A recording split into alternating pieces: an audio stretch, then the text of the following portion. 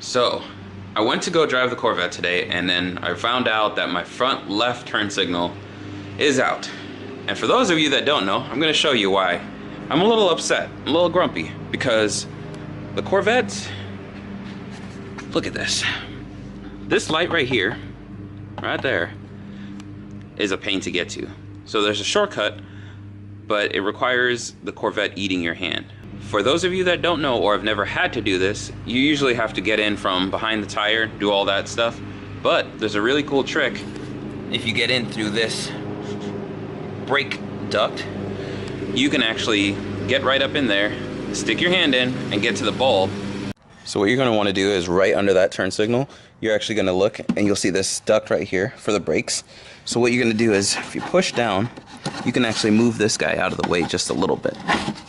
If you can see there, he moved out of the way. So now you should be able to get your hand in. But what you're going to want to do, I'll show you guys here. If you have any lube, use lube.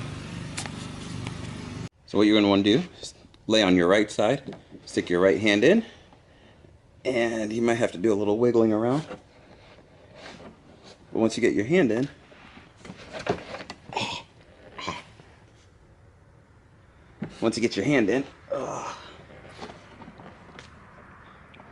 you just turn, righty tighty, lefty loosey, all that good stuff. And it'll take a little finessing, but go ahead and do that. So what you're gonna wanna do is just go ahead and loosen the bulb and set it free, then go ahead and take your hand all the way out, because once your hand's all the way out, you're able to go back in and actually just pull the light out. So you can reach in now, and if you just finesse a little bit, I'll get it eventually. Alright, so I got it. And as you guys can see, out pops one bulb.